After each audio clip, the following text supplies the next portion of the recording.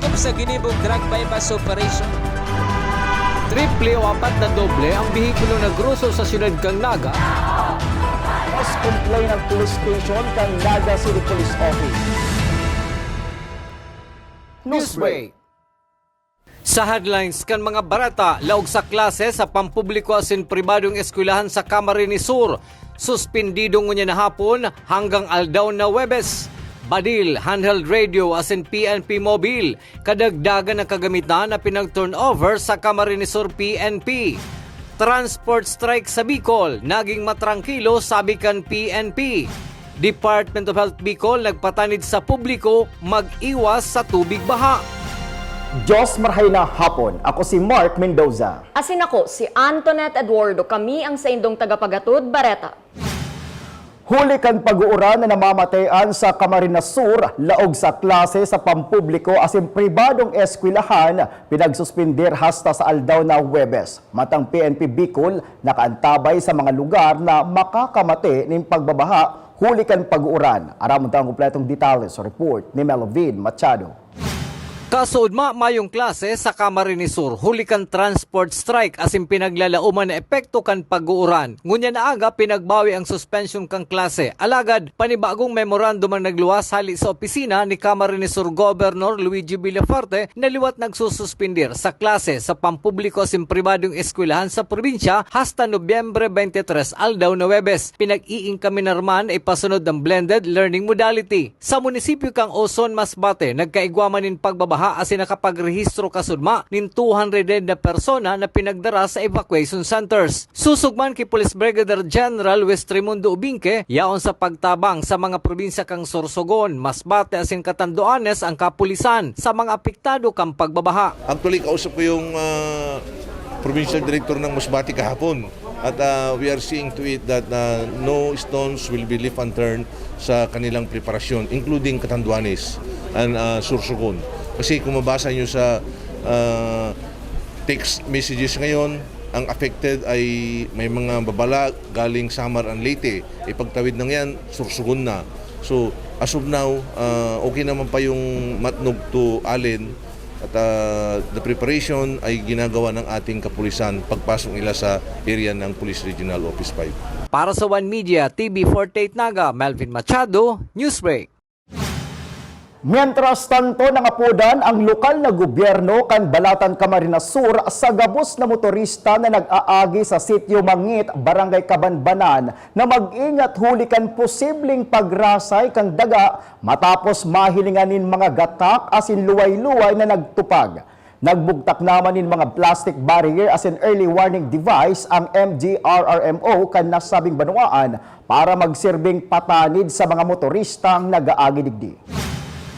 Sa iba pang Bareta, mayong nairehistrong dakulang insidente sa Bilog na Kabikulan ang pinagibong nationwide transport strike kasuudma. Ini ang naging assessment kan PNP Bicol sa pangingenot ni Police Brigadier General West Raimundo Ubinque na yaon ngunyan sa probinsya nin Camarines Sur. Susog sa general, tinampadan kan PNP Bicol nin dakul na bihikulo asin personahe ang transport strike para sa nasiguruho na may malulunadan ang publiko. As part ng aming paghahanda sa buong Kabikulan, kami ay nagtalaga ng almost 3,000 ng aming manpower. 2,700 plus to be exact.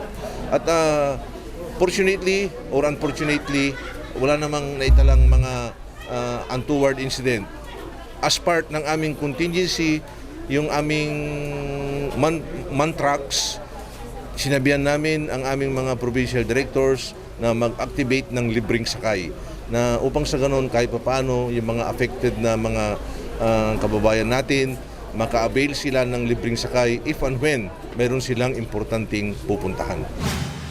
Sa iba pang Bareta, para mas dakul ang mag-atindir sa public hearing sa pinagahagad na dagdag sa pamasahe sa Trimobile sa syudad ni Naga. Liwat pinag-schedule ang pagdangog sa November 29, nagigibuhon na sa session hall kan Sanggunian Panlungsod kan Naga. Susug ki City Councilor Omar Buenafe, Chairman kan Committee on Transportation, barangaan posisyon kan sektor kan Trimobile as in riding public sa isyu kan pagdagdag sa pamasahe sa Trimobile na hali sa 13 pesos nagigibuhon ng 15 pesos.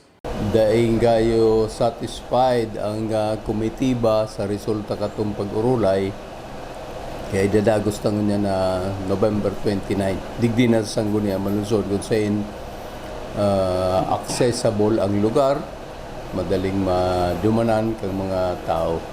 Pagkatapos kani, iyon ang babasihan ta sa magiging decisions ta sa hinahagan nga ang pungsay.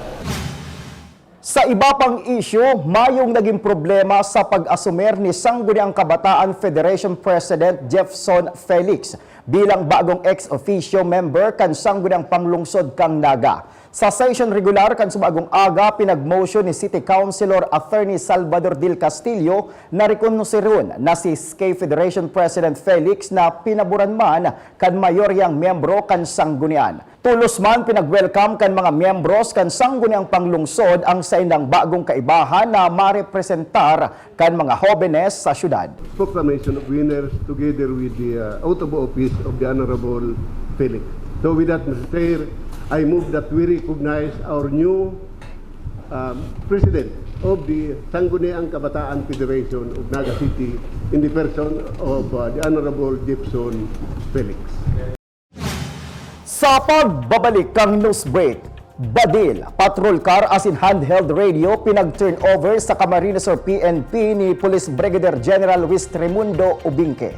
Iyan as in iba pang mga bareta sa pagwelta kan One Media TV48 Naga News Break.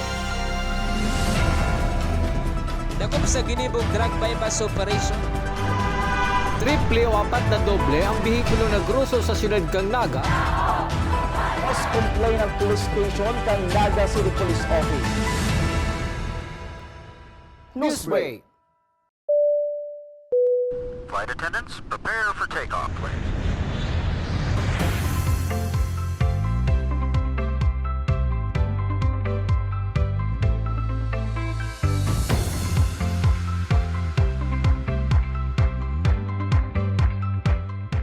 Slip life vest over your head. Take the tape around your waist.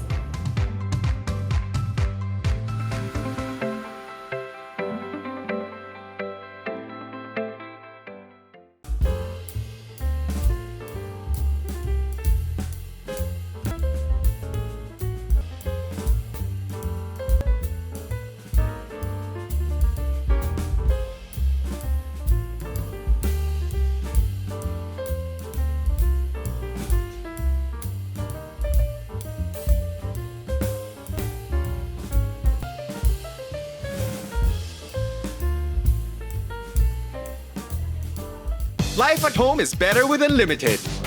Unlimited fiber all day, day, day. Unlimited entertainment all the way. Unlimited goals for the family. Unlimited care so the fam's all. Enjoy all these for just 1,399 pesos. Have it all, have it all. Get the PLDT Home Fiber Unli All 1399 today. Apply now and have it all, have it all.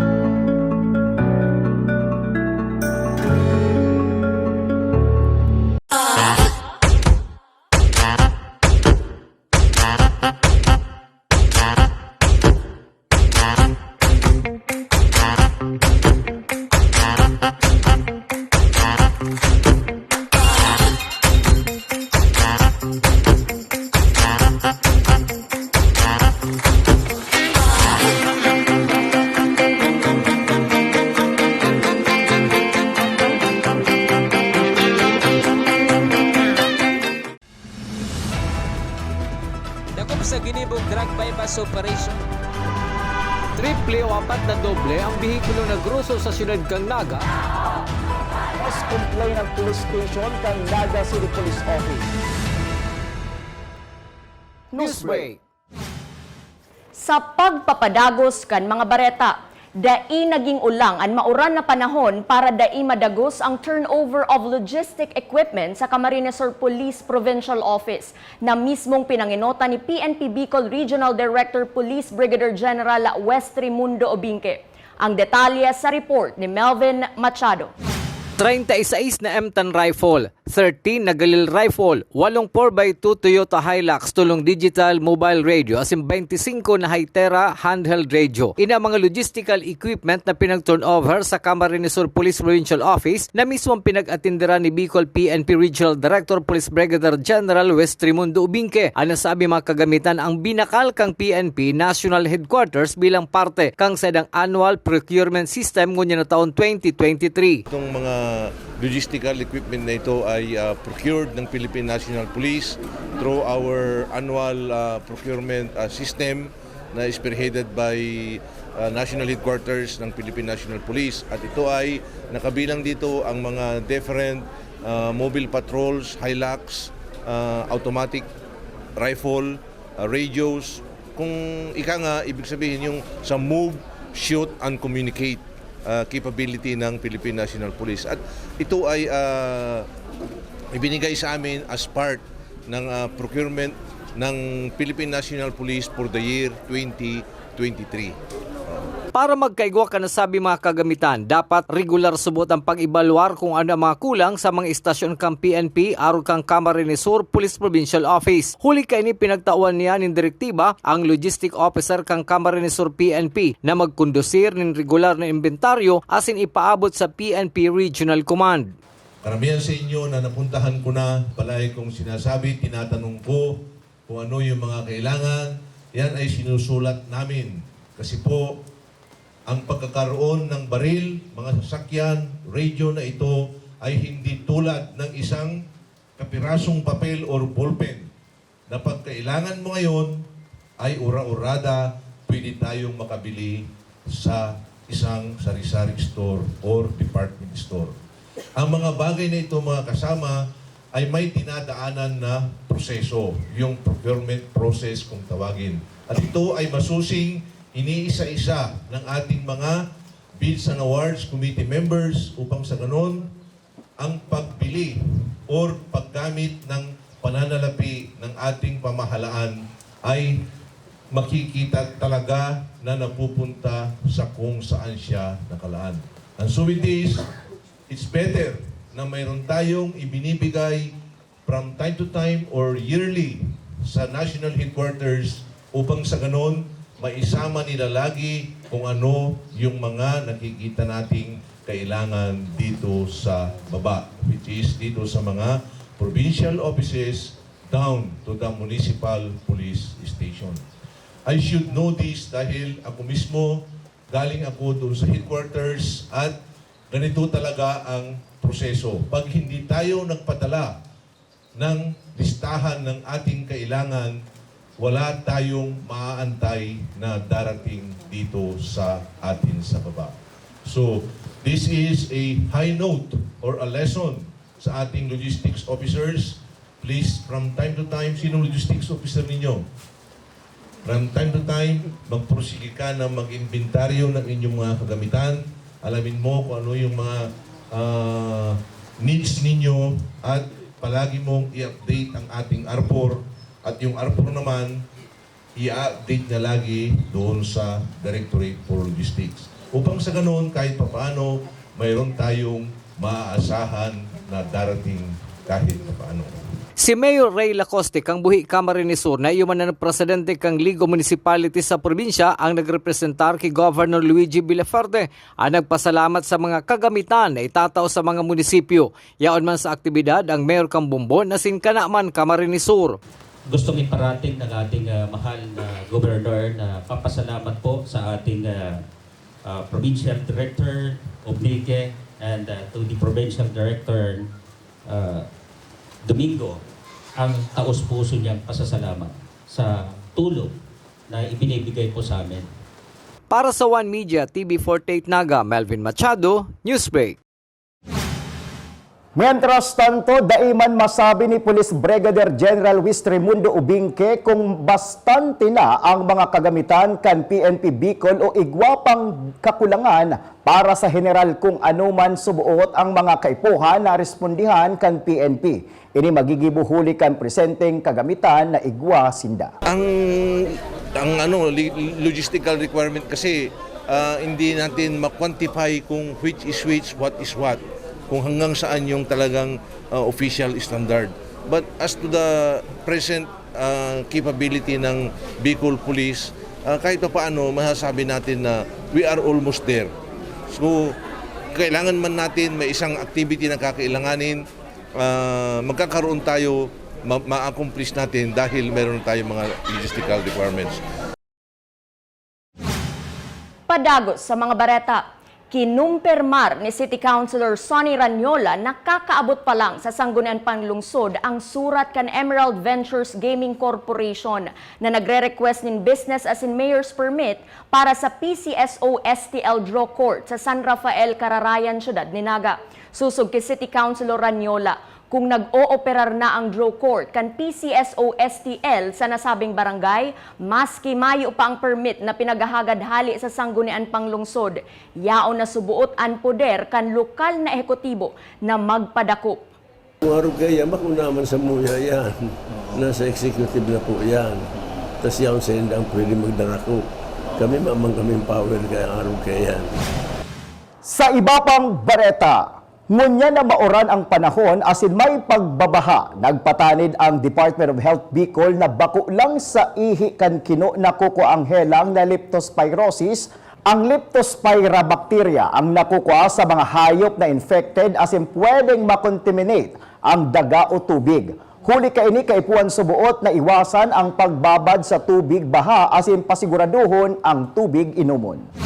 Asin yan ang mga bidang baretang nakalap kan mas pinakusog na puwersa kan One Media TV48 Naga News and Bicol Affairs. Day malingaw na i-follow ang samayang official Facebook fanpage One Media TV48 Naga. Ako po si Mark Mendoza. Padagos kaming mahatod din mga baretang garantisadong nangingenot asin napapanahon. I-hit ang subscribe button sa samuyang official YouTube channel, One Media TV48 Naga, tanganing updated kita sa mga bareta asin istoryang bida, an Bicolano. Ako si Antoinette Eduardo asin ini, an One Media TV48 Naga Newsbreak. Dakop sa ginibong drug bypass operation. Triple o 4 na doble ang bihikulo na gruso sa siyudad kang Naga. Mas complain ng police station kang Naga City Police Office. Newsbreak.